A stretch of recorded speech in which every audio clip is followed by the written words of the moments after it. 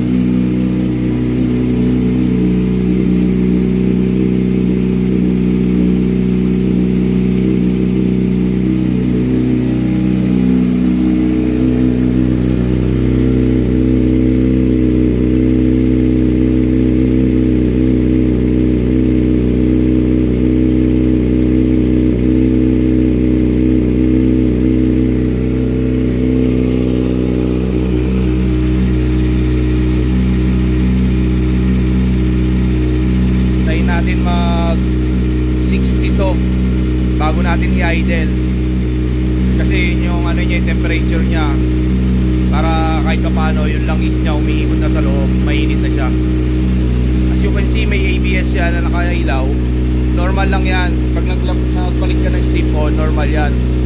Kaya ay pag nag-start ka pala ng motor ngayon, ano mo lang, pag inandar mo na siya, okay na siya, mawawala yan ng kusa. Dahil lang natin kasi 48 na eh.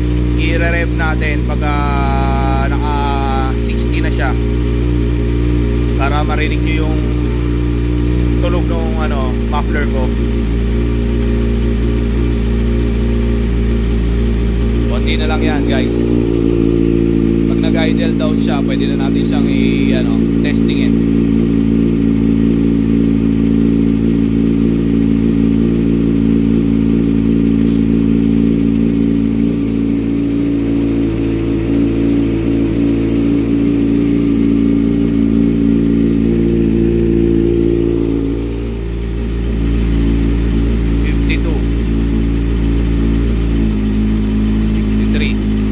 Konti pa.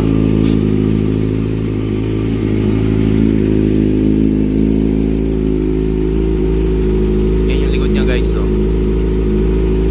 liwanag yan kesa sa mga nabibili sa Shopee. Okay naman yung kung wala ka talagang budget, pero ito talaga maganda, recommended talaga.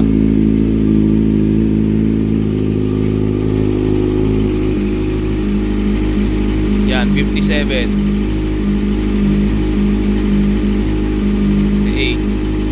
Konti na lang guys.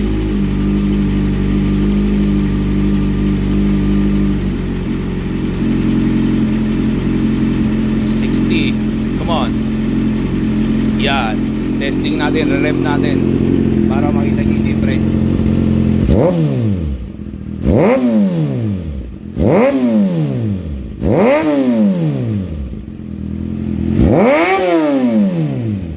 Yan. Tignan nyo naman guys, di ba? Natin kasi medyo baka mag-iyakan yung mga kapitbahay natin eh.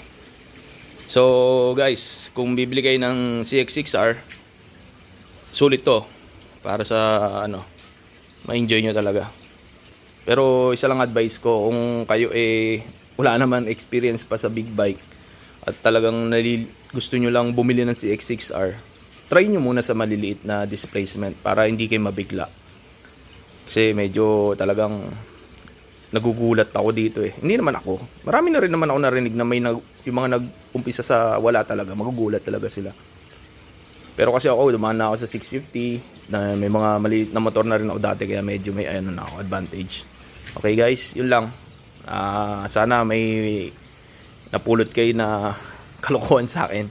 Okay, ride safe.